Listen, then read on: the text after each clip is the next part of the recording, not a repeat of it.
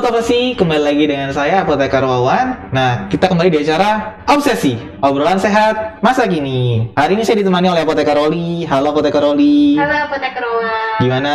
Sehat? Alhamdulillah sehat. Apoteker Wawan bagaimana? Sehat luar biasa hari ini. Oke Bro Roli, hari ini mungkin kita akan bahas tentang obsesi atau obrolan santai saja kita ya, tentang farmasi. Nah, dari Bro Roli sendiri kira-kira punya tema nggak untuk obrolan santai hari ini? Mungkin bijak menggunakan obat seru kali ya Pak? Wah, seru juga tuh kayaknya ya. Karena mungkin di masyarakat sendiri obat itu sudah kayak kacang goreng ya. Bahkan mungkin obat obsesi sendiri udah punya obat di rumah, mungkin punya stok obat mungkin untuk vitamin dan yang lainnya. Tapi mungkin sebelum kita masuk ke dalam poin intinya bijak menggunakan obat, sedikit kita bahas kali Bu ya. Golongan obat yang ada di Indonesia itu apa aja sih? Mungkin Sobat Obsesi, itu ada yang belum tahu nih Bu tentang penggolongan obatnya. Mungkin Bro Oli bisa menjelaskan sedikit Bu.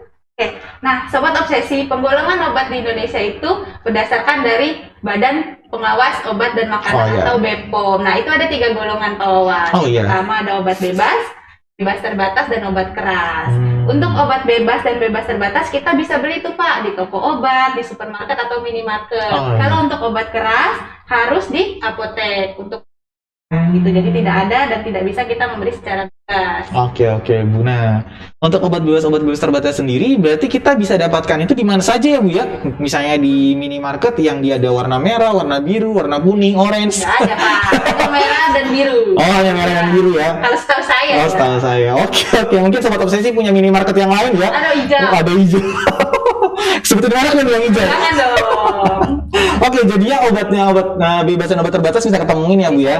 Nah, kalau misalnya kita mau tahu nih Bu, obat bebas dan obat bebas terbatas itu di minimarket itu kira-kira apa sih penanda atau logonya tuh Bu? Oh, nah itu Pak Wan. Kalau misalkan kita melihat kemasan obat nih Pak, untuk bebas terbatas itu ada penandanya. Misalkan yang obat bebas itu lingkaran hijau dengan tepi berwarna hitam. Oke. Kalau untuk obat bebas terbatas lingkaran biru dengan tepi berwarna hitam. Itu bisa kita lihat tuh di kemasan. Kalau misalkan Bapak ke supermarket tuh di pojok obat tuh bisa tuh di kemasannya ada logo-logo bulat lingkaran gitu ya. Mungkin satu lagi Bu. Satu lagi untuk obat keras. Kalau untuk obat keras tadi lingkaran merah dengan tepi hitam dan ada huruf K di dalamnya. Itu hanya bisa di apotek. Ya, jadinya bisa kita lihat di supermarket atau minimarket. Jadi obat keras itu dia punya spesifikasi sendiri ya. Ternyata ada huruf K-nya dan berwarna merah ya. Kalau yang lain kan cuma warna saja. Oke.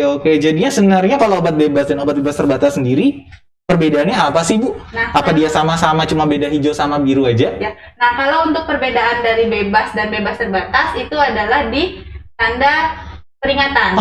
Bebas terbatas. Misalkan nih contohnya obat kumur.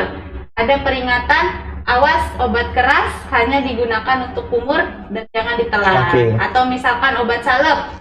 Awas obat keras hanya untuk penggunaan luar tubuh. Seperti itu Pak. Jadinya emang Sobat Obsesi sendiri harus misalnya bisa bedain ya sekarang ya. Obat bebas itu dia warna hijau dengan lingkaran tepinya warna hitam. Dan itu tidak ada tulisan peringatan apa-apa. Nah, peringatan di situ sebenarnya tuh sebagai attention atau perhatian saja sebenarnya Bu ya, biar mereka tidak salah. Misalnya ternyata obat kumur ditelan nih. Harusnya nggak boleh kayak karena gitu. Sudah ada tulisan peringatannya di kemasannya. Betul. Oke Bu. Nah, terus contoh-contoh deh Bu, obat-obat yang bisa dibeli itu apa aja sih Bu? Kalau yang kita tadi katanya pojok obat, tengah obat nggak ada soalnya kan? Adanya pojok. Di tengah-tengah adanya ciki-cikian. Ciki-cikian. Tempat saya biasa belanja tuh. Oke Bu, mungkin contoh obatnya Bu yang di pojok obat tadi di minimarket yang kita sebutkan tadi. Kalau biasanya banyak itu ada vitamin. Ada obat lambung juga atau obat ma atau bisa juga ada obat panas di situ. Nah, itu beberapa contoh yang bisa kita beli bebas yang tersedia di minimarket dan supermarket. Nah, itu hanya tersedia di minimarket dan supermarket atau di apotek dan klinik juga ada Bu? Di apotek juga ada. Udah pasti ya. Namanya juga apotek. Apotek sudah ada, pasti sudah ada obat bebas dan obat bebas terbatas. Oke deh. Nah, kemudian Bu tadi ada satu golongan lagi nih yang sebenarnya belum disebutin tempat kita dapatin itu di mana sih, itu obat keras. Nah, kira-kira kalau untuk obat keras sendiri gimana sih Bu cara dapatinnya? Nah, kalau untuk obat keras sendiri itu hanya bisa kita dapatkan di apotek Pak Wawan. Dan harus dengan menggunakan resep. Jadi kalau di minimarket, supermarket itu nggak ada obat keras. Oh, berarti nggak bisa nih ya tiba-tiba ada orang yang datang ke minimarket, saya mau beli obat keras ini nih. Oh, dia ngomongnya obat keras apa bukan sih? Bukan ya, pasti nama obatnya ya. Obatnya. Yang kita nggak boleh kita sebutin. Oke, jadi emang sobat obsesi kalau mau beli obat keras itu hanya di apotik ya. Nah, saya juga pernah dengar tuh Bu, kalau di obat keras ada bagiannya atau sub bagiannya sebenarnya sih, namanya OWA ya Bu ya kalau nggak salah. Nah, OWA itu apa sih Bu sebenarnya? Nah, OWA itu adalah obat wajib apotek. Nah, obat-obat tersebut wajib tersedia di apotek kawan. Iya. Nah, obat OWA ini obat keras, tetapi bisa kita beli tanpa adanya resep. Seperti itu. Ini jadi multi persepsi ya Bu, ada 2 persepsi jadinya ya. Ada 2. Satunya tadi obat keras itu harus resep nih, wajib mutlak hukumnya. Yang satu lagi tiba-tiba muncul OWA yang boleh lah kita beli pakai resep. Nah, mungkin ini sobat obsesi juga mungkin agak bingung. Coba mungkin bisa disampaikan Bu, kalau kayak OWA itu sebenarnya obat macam apa sih Bu? OWA itu adalah obat keras yang bisa dibeli tanpa resep, tetapi harus konsultasi dulu kepada apoteker yang ada di apotek tersebut. Karena tadi obat keras itu harus dalam pengawasan penggunaannya, gitu Pak Wawan. Mungkin contohnya sih Bu? Nah, misalkan contohnya ada sobat obsesi atau jangan sobat obsesi lah, orang lain orang lain nyeri kepala, kemudian nyeri lutut. Nah, itu mungkin bisa datang ke apotek terus ingin membeli obat anti nyeri. Nah, di situ harus konsultasi kepada apotekernya. Nanti apotekernya akan menjelaskan fungsi obatnya untuk apa, efek sampingnya seperti apa, dan kalau misalkan sobat obsesi merasakan efek sampingnya harus bagaimana, itu nanti dijelaskan oleh apoteker. Jadi tetap dalam pengawasan pengobatannya Pak. Oke Bu. Nah, mungkin juga tidak semua obat nyeri ya Bu ya bisa kita dapatkan di apotek, hanya beberapa obat yang nanti ada rekomendasi dari apotekernya. Nah, sementara kalau misalnya dia beli obat nyeri nih Bu, dan apoteker kita ngasih, apa sih yang harus kita sampaikan Bu tuh ke pasiennya? Nah, contohnya gini ya Pak, misalkan obat nyeri nih, ambil contohnya. Nah, obat nyeri itu harus digunakan setelah makan misal, karena kalau digunakan saat perut kosong atau sebelum makan itu bisa menyebabkan mah atau iritasi lambung. Itu salah satu edukasi atau informasi yang harus dilakukan oleh apoteker. Jadi tidak boleh sembarangan dalam menggunakan obat anti nyeri, dan obat anti nyeri juga tidak boleh digunakan secara terus menerus dalam jangka waktu yang panjang. Harus digunakan hanya pada saat sobat obsesi merasakan nyeri atau sakit. Berarti sebenarnya konsumsi obat nyeri itu juga nggak baik ya Bu ya. Misalnya nyeri hati karena diputusin pacar. Sepertinya tidak bisa diobati dengan anti nyeri biasa ya. Oke. Itu obat nyerinya lain lah ya. Jadi emang bisa beli di apotek itu Pak. Oke, kita nggak usah lanjutin. Ya, jadinya sebenarnya untuk sobat obsesi, obat nyeri itu bisa kita dapatkan di apotek dengan syarat tadi adalah obat OWA. Kalau dia di luar obat OWA, kita nggak bisa dapatkan obat itu. Karena emang dia masuk ke dalam obat keras yang tadi disampaikan oleh Bu Roli bahwa harus punya resep dokter. Oke, Bu Roli, kalau misalnya obat hipertensi masuk obat OWA nggak sih? Oh enggak. Oh, dia berdiri sendiri sebagai obat keras yang tadi butuh resep. Betul. Oke. Kenapa Bu? Kok dia bisa nggak masuk OWA? Ya, karena obat hipertensi tadi misalkan Pak Wawan sedang stres. Jangan saya dong. Masa saya didoain stres? Lagi di depannya loh. Jadi saya kepikirannya hanya Pak Wawan. Waduh. Bahaya nih. Nah, misalkan Pak Wawan lagi stres, nggak punya uang, itu kan tensi bisa naik ya Pak ya? Ya, selain tensi diomelin juga kan? Tensinya naik, atau tekanan darahnya naik. Nah, itu kan sebenarnya nggak butuh obat, hanya butuh uang supaya tensinya turun. Amin ya Allah. Pada saat itu Pak Wawan minum obat anti hipertensi, sedangkan Bapak sebenarnya tidak butuh, itu bisa menyebabkan tensinya turun, bahkan sampai ngedrop. Nah, kalau misalkan sudah ngedrop, bisa lemas, kemudian bisa juga sampai pingsan. Nah, makanya penggunaan obat anti hipertensi itu harus dalam pengawasan dokter, harus melalui resep supaya bisa terpantau penggunaannya. Ya, mungkin itu ya sobat obsesi ya, bagi siapapun itu yang ada di rumah sobat obsesi yang sedang menonton ini, apabila ingin menonton acara obsesi ini mudah-mudahan mendapatkan ilmu, kemudian hasil dari tadi penggunaan obat anti hipertensi tadi, kalau misalnya digunakan secara sembarangan atau misalnya digunakan berlebihan, tidak sesuai dengan anjuran dokter, kalau terjadi lemas, kemudian pingsan, atau bahkan yang fatalnya bisa meninggal ya Bu ya, karena dia hipotensi dan tidak ada yang tahu, itu berbahaya. Jadinya memang obat keras itu harus dipantau betul cara penggunaannya. Nah, Bu, kalau misalnya ada nih yang iseng aja mau nanya, saya mau deh beli obat hipertensi ke apotek, kita sebagai apoteker harusnya seperti apa, Bu? Kita harus informasikan kepada pasiennya atau misalkan sobat obsesi, saya darah tinggi, tekanannya tinggi. Nah, kemudian itu bisa diperiksakan dulu kepada dokter. Nanti dari dokter mungkin bisa merekomendasikan obatnya apa yang dibutuhkan. Oke, Bu, terima kasih, Bu, ya. Wah, itu informasi yang sangat bagus ya buat sobat obsesi juga dan buat mungkin hampir semua orang juga yang sedang menonton. Nah, Bu, kalau kita pikir-pikir ya, Bu, ya, sebenarnya obat itu kan sudah sangat-sangat menjadi kacang goreng kayaknya ya di lingkungan siapapun itulah. Nah, Ibu pernah dengar nggak isu ini? Mungkin sobat obsesi juga pernah dengar isu ini ya. Kalau misalnya penggunaan antibiotik yang ada di masyarakat itu digunakan untuk obat batuk dan flu. Jadinya boleh beli di apotik tanpa resep dokter. Nah, antibiotik ini sebenarnya berarti masuk golongan obat keras atau WA, Bu? Antibiotik itu obat keras, jadi tetap harus menggunakan resep dokter. Kita tidak bisa langsung datang ke apotek, Mbak, saya mau beli antibiotik dong, saya udah batuk pilek nih, terus mau beli antibiotik, itu tidak boleh. Harus tetap dengan konsultasi kepada dokter. Apakah memang dia butuh antibiotik atau tidak, seperti itu.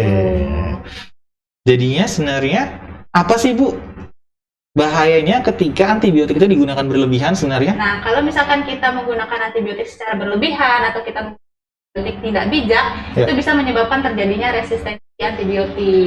Nah, resistensi antibiotik itu adalah keadaan di mana bakterinya bisa menghasilkan kekebalan tubuh terhadap antibiotiknya. Jadi antibiotiknya tidak bisa menghilangkan dari bakteri tersebut. Jadinya anggaplah itu nggak mempan lah ya kita pakai antibiotik ini buat bakteri ini.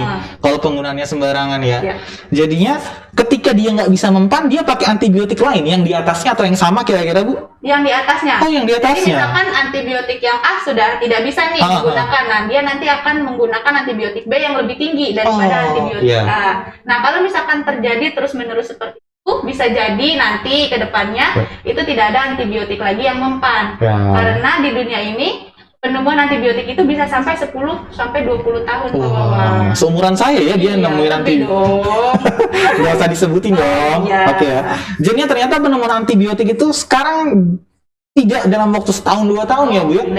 Jangka waktunya sangat lama ya, 10 sampai 20 tahun. Kalau kita dengar-dengar malah dari informasi yang kita dapat ya, Bu ya, selama kita bekerja itu ada antibiotik golongan terbaru yang ada resisten juga ya malah ya? Jadi antibiotik yang terbaru pun sekarang sudah ada beberapa bakteri yang resisten seperti itu. Sangat-sangat berbahaya. Penggunaannya tidak bijak atau sembarangan. Jadi emang buat teman-teman atau sobat obsesi tidak boleh ya sembarangan datang-datang ke rumah sakit atau misalnya datang-datang ke apotik, ke klinik untuk tiba-tiba, waduh saya pilek batuk nih, saya mau minum antibiotik.